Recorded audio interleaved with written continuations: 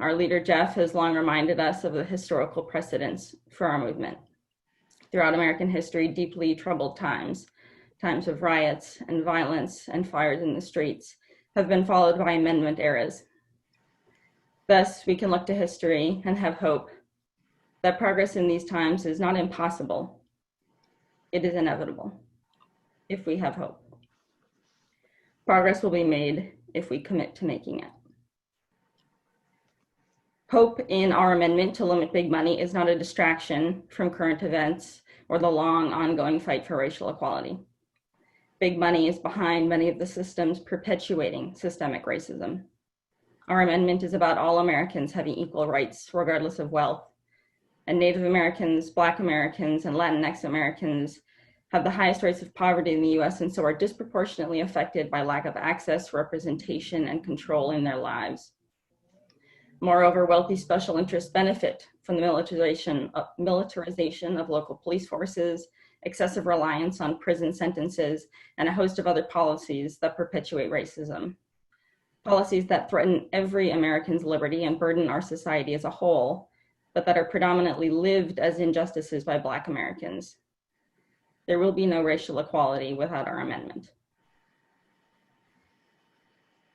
At the same time, racism in America goes beyond its correlation with wealth. For instance, Black families making $100,000 typically live in the kinds of neighborhoods inhabited by white families making $30,000. For instance, white high school dropouts have more wealth than Black college graduates. For instance, Black boys who are raised by millionaires have the same likelihood as being incarcerated as white boys who are raised in a household of $36,000 a year. While we at American Promise are not advocating for legislation that tackles all of racism, we can and must do a better job of standing in solidarity with those who are. As Jeff wrote last week, this is not a distraction from our goal.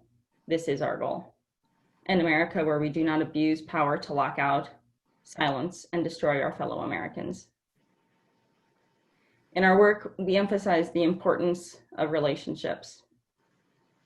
We cannot build relationships with integrity if we claim to be fighting for the American promise of liberty and justice for all, but do not fiercely stand up to institutionalized racism. If in our work we do not prioritize making this movement relatable or relative to Black Americans, if we do not consider the cultural contexts that make our programs inaccessible, time commitment, computer access, reading lengthy descriptions, etc., if our network does not reflect the diversity of all Americans. So what can we do? Last Thursday, I had the opportunity to be on a video call, the first of a 6-week program with a cohort of community organizers from various other nonprofit advocacy groups, including a gentleman, Breon Wells, president and founder of the Daniel Initiative, where Breon uses his experience in public policy to advise activists and advocacy nonprofits from underserved populations on how to connect with institutions of power and bring about real change. And on last Thursday's call, Breon said that what he recommends to all of his clients, even those with extensive experience in civil rights activism who are wondering what they should do today, he recommends that they start with a listening session. Because what we are seeing right now is the result of Black people's voices not being listened to. And to start by listening is to start with an act of grace. An act of grace. And I am proud to be part of an organization that is starting by listening. Early last month, American Promise was fortunate to engage Janelle Austin, founder of the Racial Agency Initiative, as a consultant to empower our team to make good on our promise to all Americans. We will be working with Janelle to evaluate our strengths and embed the pursuit of racial justice into our individual work and programming so that we can empower all Americans to create a more just, equitable, and representative democracy. That is our work, and that is the sometimes hard road we walk. And that is how we finally will deliver the American promise to govern ourselves as free, equal citizens in this beautiful republic.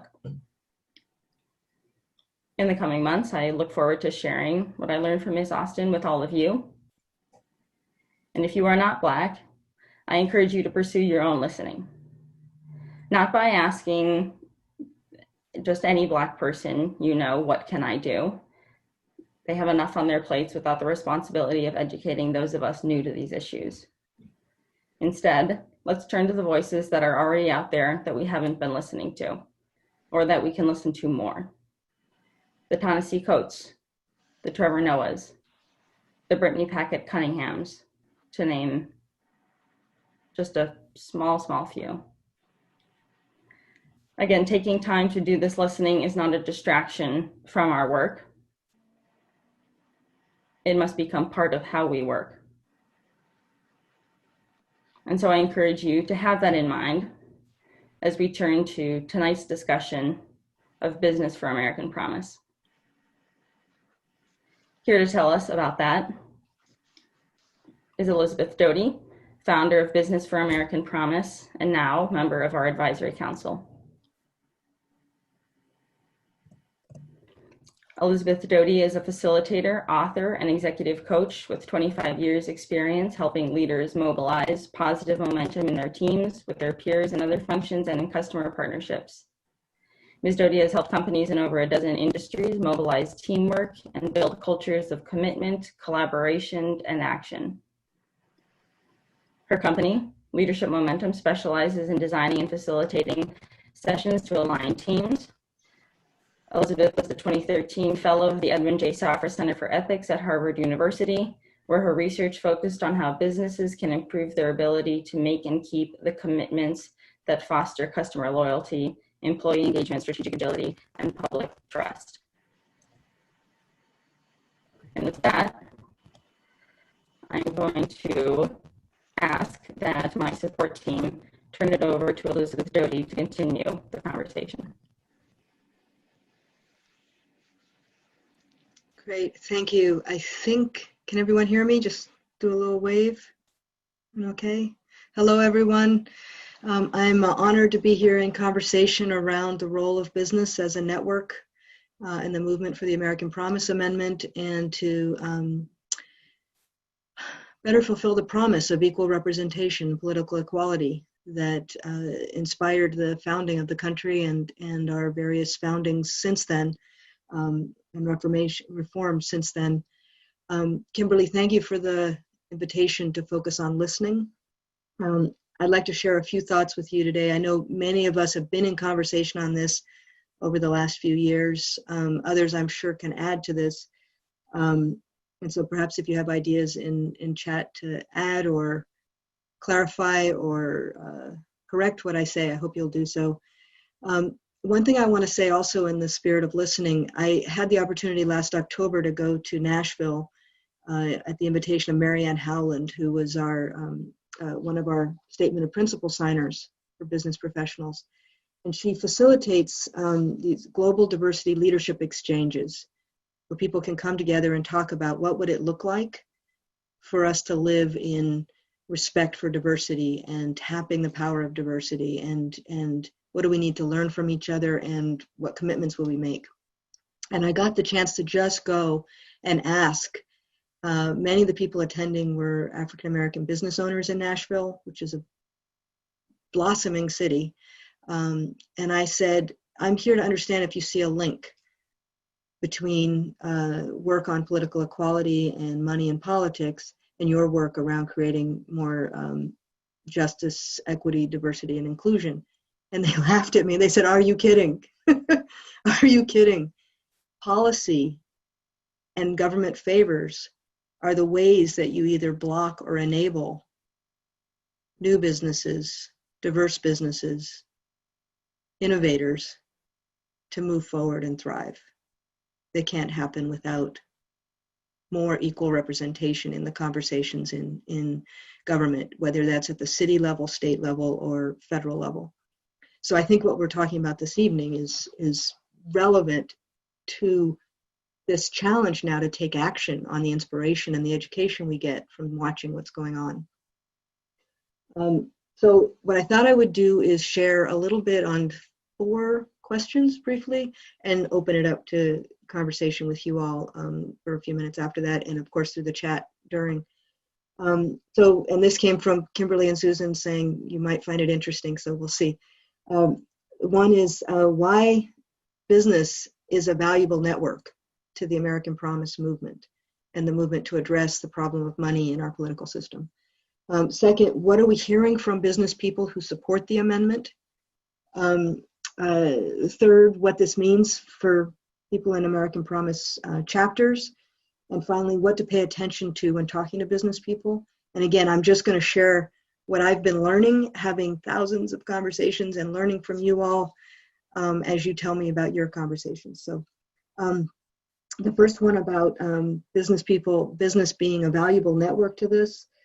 I think it's interesting, and I want to say we'll be clear here that we're talking about citizens who also have positions of business responsibility, right? Like these business people are also citizens, right? And what is valuable about people in those roles getting engaged? And I think it's beyond, there's an opportunity here beyond what those of you who are not in businesses or not in businesses of size, there might be a larger opportunity than you think to engage people and go beyond small business engagement, which is maybe the obvious, group that would be aligned with this. So I'm going to read from a couple notes here. One is good, bad, or indifferent. Business people are uniquely positioned to get the ear of Congress people at the state level or the federal level. Congress people tend to prioritize what does a business person think in our current environment. It may be a symptom of the concentration of political spending. Legislators want to know what business people think. Especially those who are committed to conservative principles and fiscal responsibility. If someone like this is concerned about political spending, that's intriguing. And that shifts the narrative from this is these idealistic folks who think we can do without political spending. The other one is there's often an argument by those who support unlimited political spending that this is necessary for business, to help business. And so it's really only business that can set the record straight on that. And there's a growing body of work. I would love to share it with you. Our resource library will share it with you. That a system based on government favors, on pay-to-play engagement or access, on influence on an agenda or what we stall, on how we give tariff exemptions, tax breaks, and all this is not good for the environment for economic growth over the long term. It's not good for innovation. It's not good for businesses that create real value for the long term. And it's the opposite of why most business people went into business. Susan created the cover phrase for the business presentation that Joan DeVore and Suzanne Delorio have been working on. And it's this, it's most business people believe in an economy where businesses compete based on the value they create in the market, not their ability to externalize costs or risks on society and reap the benefits just for themselves. So that's the first question I thought we could discuss. The second is, what are we hearing from business people who support the American Promise Amendment? And on this one, I want to remind us that most of the conversations we're having, you don't just talk to a business person about the business case. This is something we learned very early on as we were starting the first chapter in the Bay Area, my father and I, and several of my father's business colleagues. Don't just talk to me about the business case. Talk to me also about the values and the principles in the society that we're in. So this idea of believing in an economy where companies compete that way, most business people are appalled by the idea of cronyism. The idea that you'd get ahead by bribing the referee, to quote one of our statement of principle signers. In 2013, the Committee for Economic Development did a survey and found that 89% of the business people polled were convinced that our political system was pay to play and completely broken. Now, most business people you talk to have probably not had the time to follow the trends around political spending. This is where citizen leaders have so much to offer. And most of the time I hear business people saying, I had no idea. We show them the money chart and just the rise in political spending, and they're like, how did this happen? And I didn't know. And what were the changes in the rules that allowed this? But I want to go back to the thing I said earlier about it's more than just small businesses. Small businesses are a no-brainer. I encourage you to check out John Palmer's excellent op-ed. You know, small businesses are the suckers in Washington. How do you get a tariff exemption if you don't even have the time to do the paperwork? And there are no clear, you know, guidelines for who gets them and who doesn't. You have to have favors. You have to have access. They basically don't get a seat at the table, right? And we saw some of that with the Payroll Protection Act. Who was first in line? Who had the time to go in and make sure that they got the benefits from this stimulus package? Not the ones who are working 60 or 80 hours a week to stay alive and wondering about their supply chain or how to keep their employees there. So small business is the no-brainer. Then you've got the mid-sized businesses, which, you know, 200 people, 500 people. And when we talk to those, I've talked to one CEO, he's like, I spend $25,000 a month to compete with the larger companies that are influencing policy that affects my business. How much R&D could I spend if I could shift that money? That is a complete waste. But I do it so I can stay alive. I hate it. The tax code is a playground for exchanging political favors. That's another quote from a mid-sized business person. They feel like they're forced to choose between R&D and marketing and the campaign spending that allows them to get access through the lobbyists. All right, so what about large businesses? Are those the ones that just love this system? What do you think? Yes? Surprisingly, no.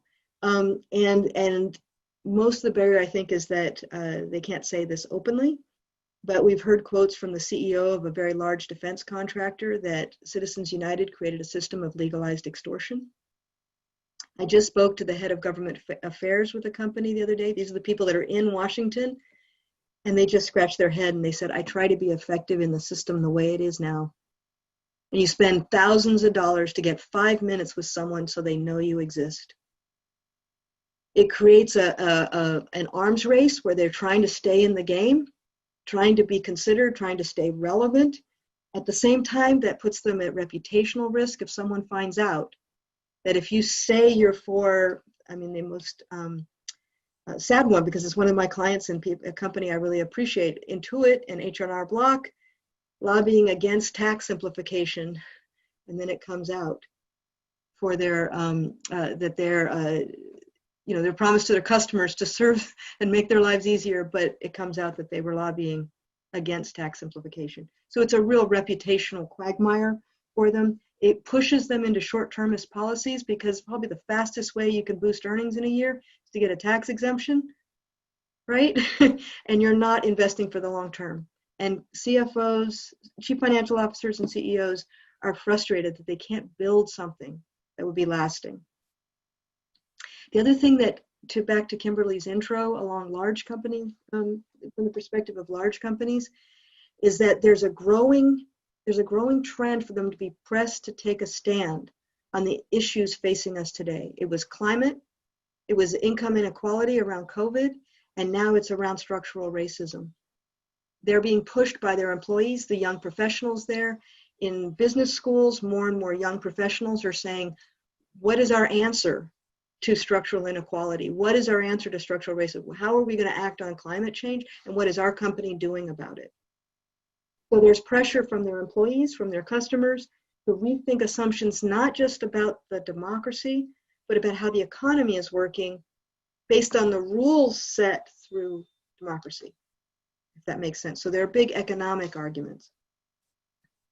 And lastly, there are quotes here, there are reports in our resource library you'll see from famous Harvard Business School professors saying that much of today's business involvement in politics may actually be working against businesses' longer-term interests.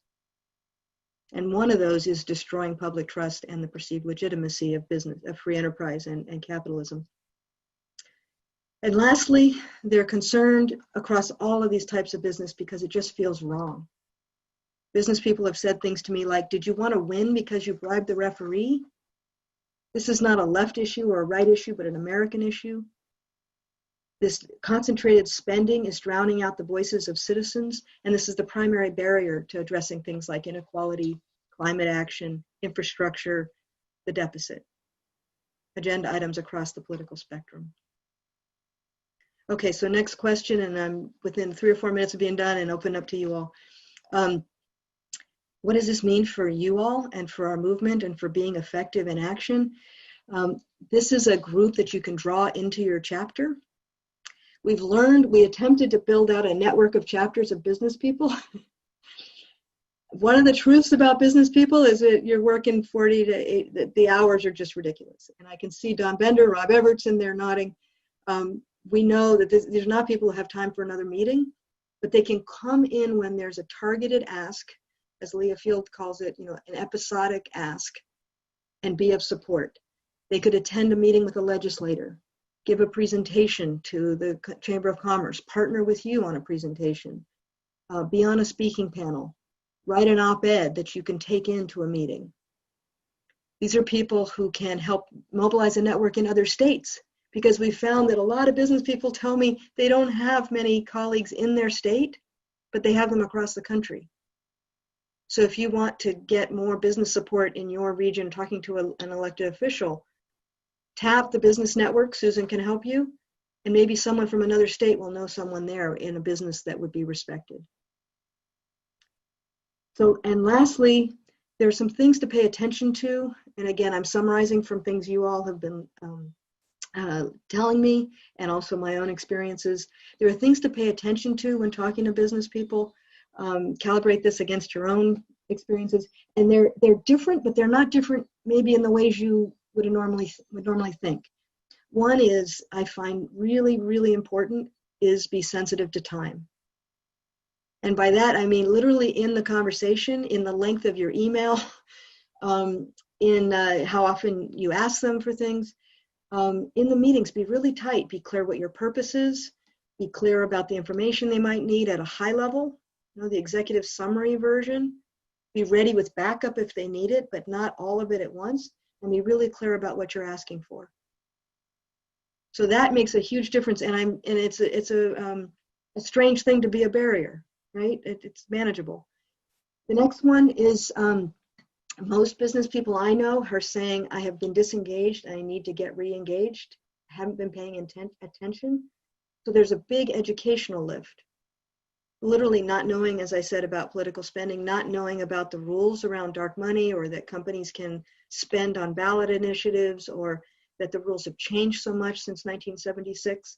So you want to find ways to provide background without embarrassing people, right? Without acting like they should have known. And then that's where we get the response of, I had no idea. And then the third is to be ready with the details. I've heard many activists, citizen leaders talk about using emotion as the key to talking with others. That's what moves us to action. And what I find is that with business people, we do move based on passion and conviction, but we want to make sure we've checked the details and that we know what we're talking about, that you know what you're talking about. And so glossing over things can raise a red flag. Like I heard someone say ranked choice voting, a citizen leader was talking about ranked choice voting and said that leads to less extremism, and then went on to something else. And the business person in the audience said, wait, support that. I'll go with you, but I need you to support what you're claiming. Thirdly, business people want to invest in something that they think is going to succeed, that has a logical chance of success. And that means both ease of doing and potential impact, right? And the amendment is difficult, but the potential impact is so huge, right? So you want to weigh those together and show that there are precedents. Show that, as you mentioned, Kimberly, that history shows these are the times when we pass amendments. That every generation but ours has passed one, at least one. That there are 2 data points you might find interesting. We can provide you more background. That business has been a constructive force in the past. In 1972, the Committee for Economic Development weighed in for campaign finance reform. If you can believe it, in 1933, I think it was, the U.S. Chamber of Commerce was formed for businesses to weigh in on the New Deal. And it was a transparent, inclusive process of asking small businesses, large businesses, medium businesses across the country in a transparent way and weighing in on FDR's policies. We could do that again, right? Business, there are precedents. And the fifth one here is that to recognize that many business people don't feel they can speak freely. Some of the people we've talked to, I see on the call as well, that you are under pressure. There are lots of things that if you say them publicly, will cause you problems in your work life. Many business people report being pressed to contribute to PACs and super PACs without even knowing why, what the objectives are. Sometimes they can't speak out, they can't sign the statement of principle, but they can help in other ways. There's one gentleman has introduced me to 4 people who have signed, but can't sign himself. So I present this little background. I'm very curious to hear what you all think, and we'll go into a dialogue now. I present that because I think it's important to learn how we reach out to business people in our families, businesses where we're a customer, business people that are our neighbors, and talk to them about what they're seeing and how they feel like if this is aligned for them, if they might want to contribute. And doing that takes a little practice. I know, Dawn Bender, you and I talked a year ago, and it was like, how do I bring this up without shutting down a conversation? How do I connect? There's an art to it. We've all been learning.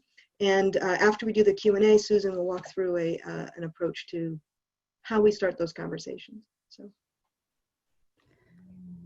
Awesome. Thank you so much, Elizabeth, for all that info. And as Elizabeth left off there, yes, I saw Michael doing a little applause, maybe other people on video. Indeed.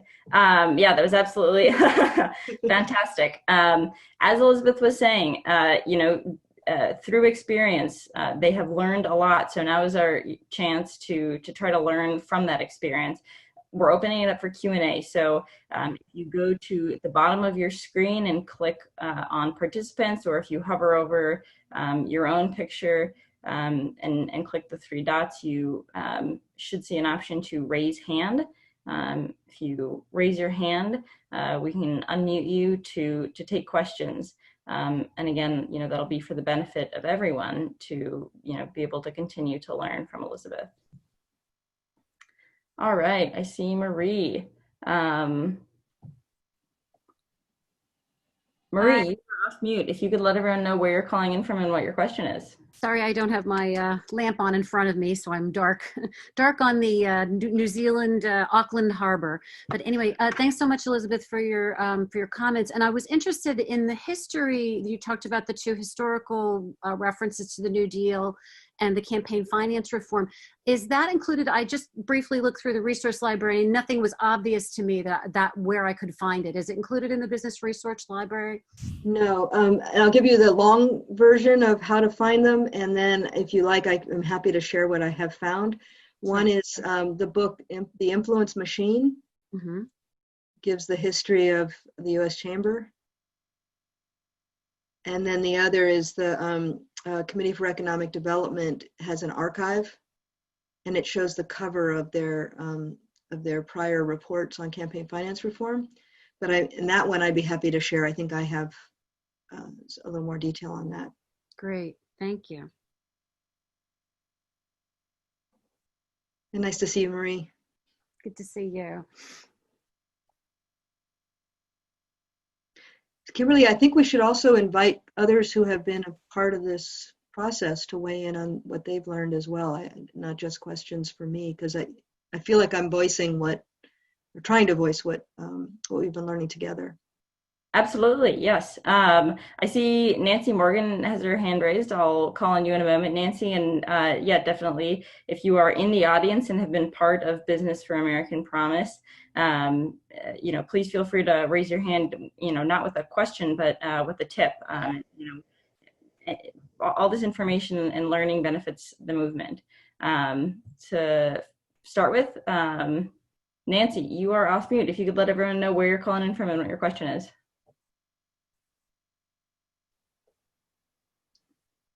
Nancy, we can't hear you. Oh, wait, maybe that's because you're, one moment. All right, Nancy, you're off mute. Can you? Okay, thanks so much. And thanks to Elizabeth and also for Susan. I was part of a smaller group where they tested the the presentation that Joan DeVore had done, and they've done this awesome job.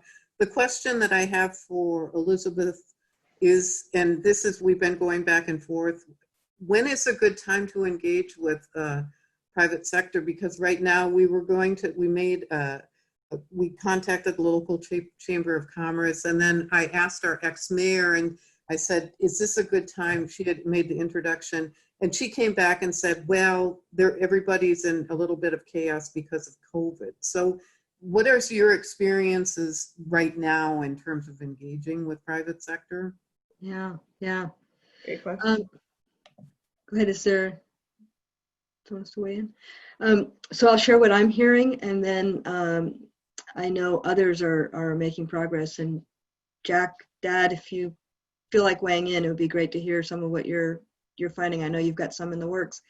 So I'm finding two paths.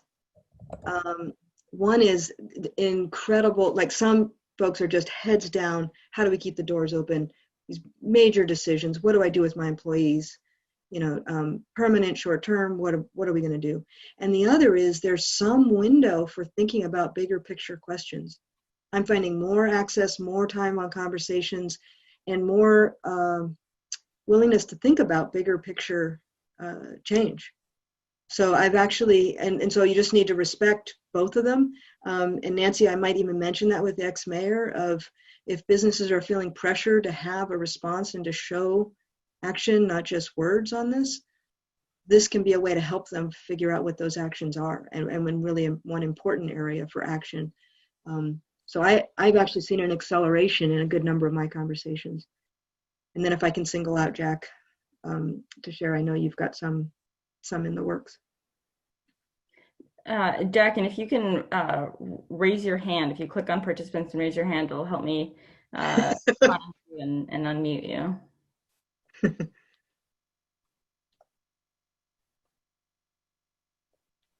Not seeing. I'm now unmuted. It's like under participants. There you go. Can you hear me now? Yes. Good. The first and most fun way of working with business people is realizing that the end of the day for them is a time to let down. And one of the nice things about that is they like to have a glass of wine. And what you can do is you can share that glass of wine with them, and you can talk about the American Promise. That worked. The problem with it takes a lot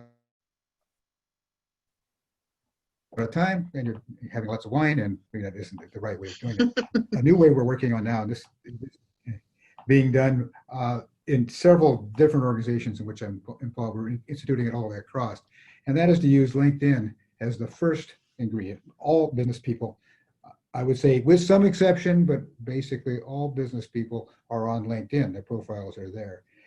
LinkedIn has the advantage of using Sales Navigator, and so you can get a list. And when you say in the Bay Area, I would like to know everybody who is a something, that will be a massive list. In my one, I said I want to know only in San Francisco. I want to know people in life sciences, and it was over 1,000 people. Now, how do you get that going? How do you reach those people, and what do you do with it? The goal is to have a meeting where they show up. You can talk about American Promise. And you can do that by bringing on a good speaker like Elizabeth or Jeff or even ourselves, and with a program, and we work that out. And then how do you get them to that meeting? They've said, we know who they are, and then you go through a series of steps, which we're very happy to help you with. And that could end up with as many as 50 at a time. And the goal is to get them engaged, convert them off of LinkedIn, which is expensive for the transaction, get them into email, and then you have them hopefully as members, and that supports the next round. If anybody has questions about that, we're working on it right now. We're hoping to have Lauren Nickmeyer be a part of that too, as we adjust the business group into the local association and take what we're working on and moving it out to a broader scene. I hope that's what you had in mind, Elizabeth. That's what we're working on. Great, thank you. Indeed, thanks, Jack.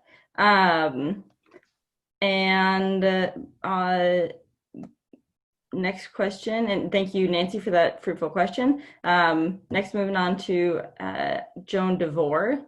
Joan, you are off mute. If you could let everyone know where you're calling in from and what your question is. Okay, well, I'm Joan DeVore. I'm calling in from Tri-County in South Jersey.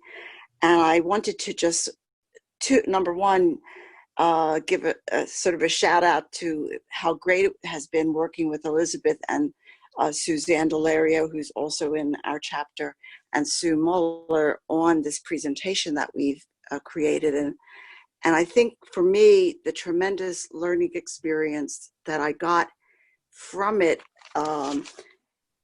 in preparing to go out and use it is that this is not just an issue for a small business, small, medium-sized, and large, and building into that presentation the way to address that depending on who you're speaking to or what type of a business it is. And that also impacts the way you approach them. I mean, you might meet a lot of small businesses if you talk to a little small town Rotary. Maybe you're needing to do some one-on-ones or other types of meetings to connect with middle level and large businesses. So I'm really looking forward to taking it out and taking advantage of the fact that what I've learned is how it's applicable across business size, across industries, etc. Thank you very much, Joan. Really appreciate, and I really like seeing where the presentation has gotten to. I love the Sumani. There's a cartoon of the money as a Sumani. Right. Gigantic wave. Yeah, thank you for the perspective. And, I think I especially noted that reminder to, be thinking about your audience when we go into these presentations. I feel like I'm, with everyone else here in the audience, just kind of learning about this perspective and the resources we have. That certainly seems reminiscent of our other resources. Meeting with elected officials and meeting with anyone to think about what they care about. Next, I think, normally would call it, but have two people up with hands up and want to get to both of them. The first is John House. You are off mute. If you could let everyone know where you're calling in from and what your question is. Hopefully, if it's a quick one, we can address it. Sure. Hi, Kimberly and everyone. I'm John House from Santa Fe, New Mexico. And I'm just wondering, Elizabeth, if you found that there are, certain industries or types of businesses that seem to be more amenable to the approach and ideas of American Promise. And also kind of looking at it a different way, are there certain types of business jobs, let's say middle management, lower management, upper management, that seem to be more receptive than others? Right. As far as types of businesses, I think those with more consumer-facing brand and recruiting challenges seem to be the ones where it's easiest to make the link to reputation and or employee engagement, the two areas where there's some pressure. And so, you've talked to some accounting firms and tech firms, and you go on from there. The other is I have found upper mid-level leaders seem to be the ones who are willing to do more divergent. I mean, you're very frontline or fantastic, right? And the branch manager, I've talked to so many loan officers in my bank. Those are great. And our goal with the statement of principle is to really show the mix, right? So those are fantastic. But then you get the folks that are upper middle and they have a choice to make. It's tricky for them, but they have to think about, do I want to do this? But they are also the ones who often see the contradictions and gaps, right? So those are the folks that have helped me more often than not get the senior folks who have more freedom to sign. It's the upper middle person that becomes my ambassador. Good. Thank you. Well done. And I see a number of great ideas in chat here. So, and I know, Kimberly, I know you're trying to get some more raised hands. There was one comment in chat that well, anyway. No, order. Go for it. Go for it. So there was one about shareholder activists, I think from John Brennan, and then Sharon Tornes around funding the police unions from the police unions, and then Susan Garrell, I saw yours about larger businesses as a platform. I wanted to mention for John Brennan and Susan Garrell, there's a working group working on a corporate statement where companies could make a commitment to not oppose the amendment and to declare their support for it, with some guardrails around not taking over the process. And so anyone who's interested in learning more about that, I'd be happy to share that with you. That would be something that shareholders could push for. As part of that statement, we're pushing companies to adopt the Center for Political Accountability's model policy for disclosure, which is a great first step. And that there are many shareholder initiatives around that. And of course, what it does is when you push companies to disclose, then they see, I don't like playing this. It's an arms race. I'd rather lower the water level for everybody. So on those two, if you're interested, be very happy to share those. And then Sharon, I thought it would be interesting because a lot of business people are concerned that new rules would apply only to companies and not to unions. Now, when you look at the numbers, the union spending is much, much lower. I've heard, I don't know the latest, but something like 1/18 or something. But in any case, on principle, it's important that it apply to everyone. And so addressing the way that candidates are taking money from police unions would be one way, to say to companies, look, you want to stop this for everybody. You don't want that people to form an alliance or get more access because they contributed to someone's campaign. Thank you. Well, and thank you. And thanks to everyone who posed a question in the chat. Rob and Joan, I see that both of your hands are up, and I hope we will have time to circle back and hear from you guys, because I know that you've also been part of this. I do want to make sure that we get some time to do our training, though, so that those who have not yet been part of Business for American Promise can, become more familiar with Susan Muller and the resources we have available. And so with that, Susan, I want to kick it over to you to take away the training. Okay, great. Thank you, Kimberly. What a powerful intro you did. You always do such a great job on these national chapter leader calls. And I also want to thank you, Elizabeth, for working with American Promise with such determination and conviction and vision, knowing that business leaders will join our movement and work with us to achieve our goal of a representative government, free markets, and a better America for all. So we really appreciate all you've done, Elizabeth. We really do. Just as a little background, my first 3.5 years at American Promise, I was on the operations side, doing operations and events, and I'm very pleased to now be using my business experience and taking over this new, more outward-facing business network management position. So I'm looking forward to working with you all. Whether you're a business leader or you're simply interested in the economic argument. Regardless of what side of the aisle you're on, we're going to work together on our common goal for the greater good to get big money out of politics. So on this call, I'd like to share with you a few of our network tools and actions you can take. Everybody has access to our business resource library. It's new. I think Kimberly sent that through a little bit earlier and in our chat link. The ask on this call is to bring business leaders to the next level through effective communications. So we decided to concentrate on 2 handouts, the messaging guidelines to engage the business community and our conversation prep worksheet. So I put them in the chat. I'm going to also try to share my screen. So we'll see how that works. And if you can see it. Yes, we can. Okay.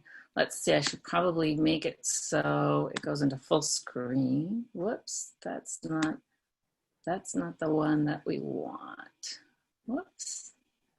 Let me just flip over. Oh, there we go. Here's the messaging guidelines.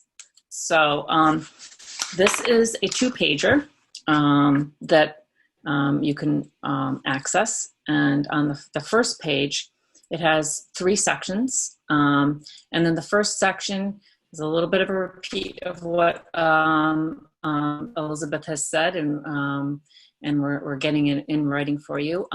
It's some ways that the business leaders can get involved. Many of you are familiar with some of these, like signing the statement of principle for business professionals we talked about, authoring an op-ed or an article, connecting with peers to give what we've talked about, the business network presentation or the Rotary presentation.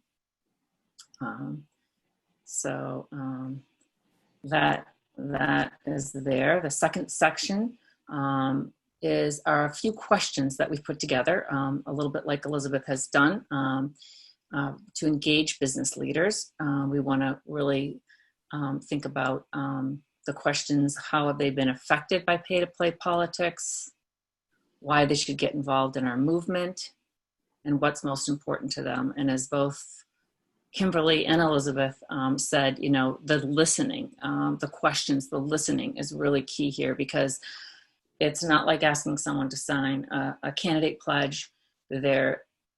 Every business is different and every level is different, and their involvement is different. So we have a lot of questions there. And then this third section on the first page has some concerns business leaders may have, such as special interests are acting in self-interest over public good. Big money special interests have an endless push for spending, resulting in more debt. We've heard that one quite a few times, Elizabeth. The nation's biggest challenges are not being addressed through a mindset of maximizing short-term gains. This is a huge one that we really have to get people looking into the future, like our SOP signer, our Statement of Principles signer, Peter Schwartz, has so eloquently said.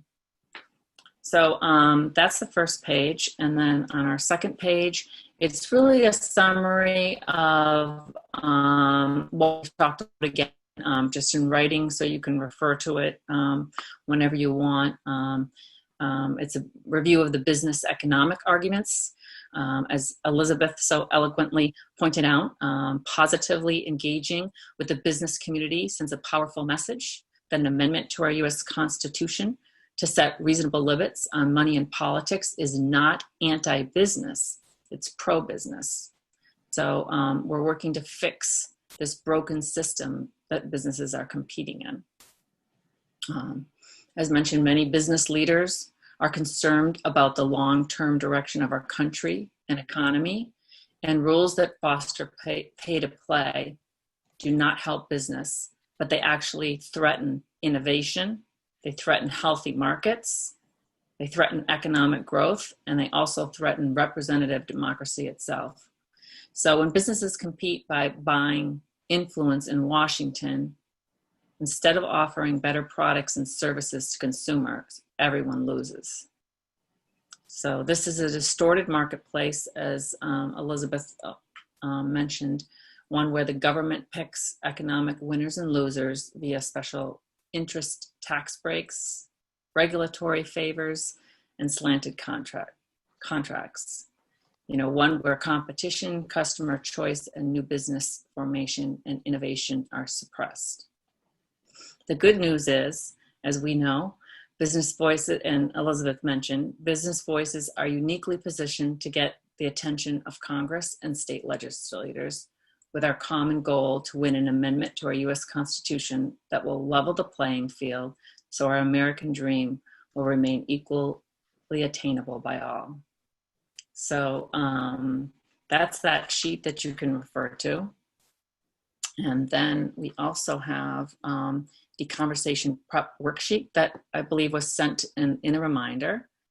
And if I go to this Business Network Resource Library, right underneath this messaging guidelines that we were just looking at is the business conversation prep sheet. And I just think this is a great, great tool. I have printed it out. We're going to go over this very quickly. There's just 5 seconds. Again, it's thinking about what is important to the business leader that you want to talk to and the size of their organization and their concerns. The second one is think about how you're going to open the conversation. Then we have, yep. I'm not seeing the conversation prep worksheet on your screen. Is that another tab to pull up? Oh, thank you for letting me know. Let's see here. It's hard to see what, let's see, there it is.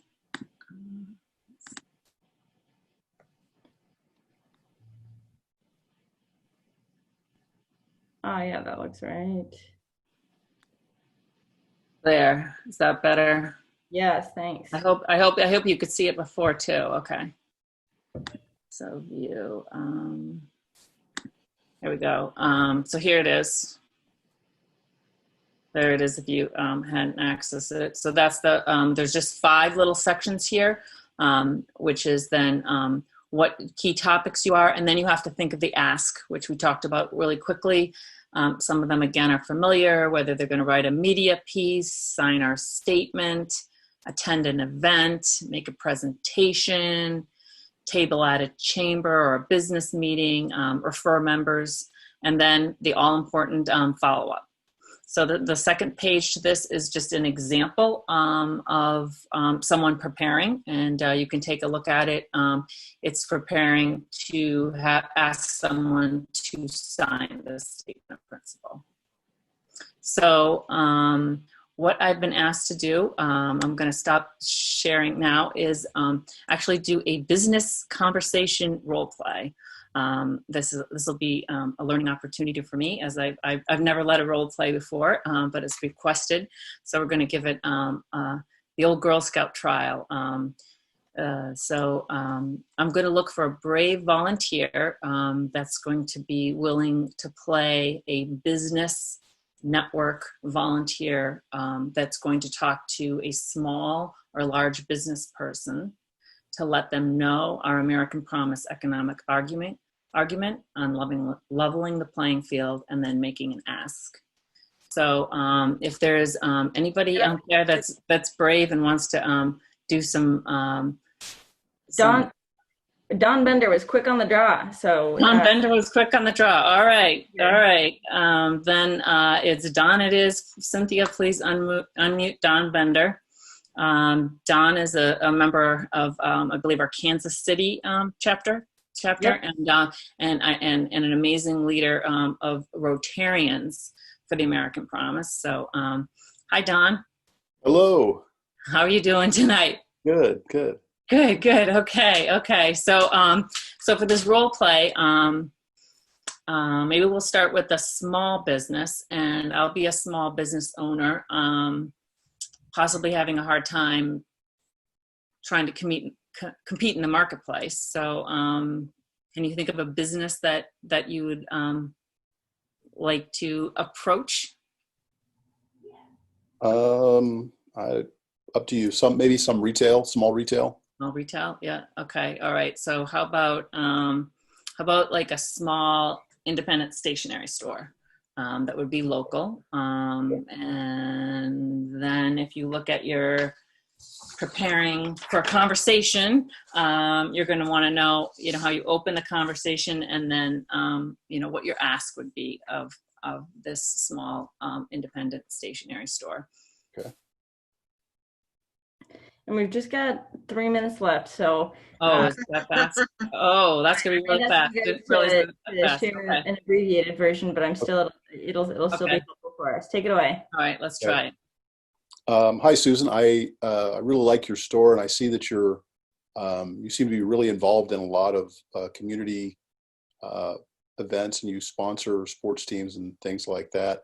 How are things going with your business? Are you feeling quite a bit of challenge with what's going on? Well, we just love the town. We love being part of it, and appreciate everybody that comes in here. But it's true that recently we have had a lot of competition from mail-in places, and that has been difficult for us. So we really need everybody in the community to shop locally.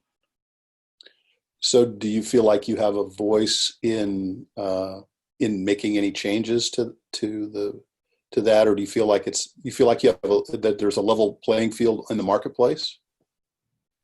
I don't really have much of a voice. I mean, all I can do is ask people in the community to please keep shopping with us.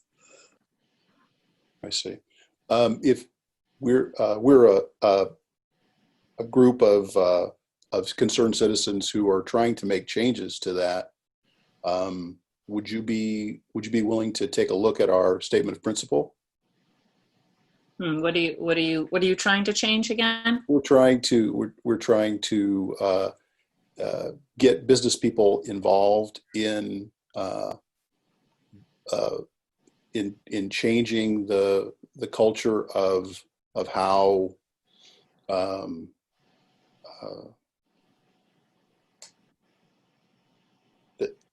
in the fairness of competition, and so that people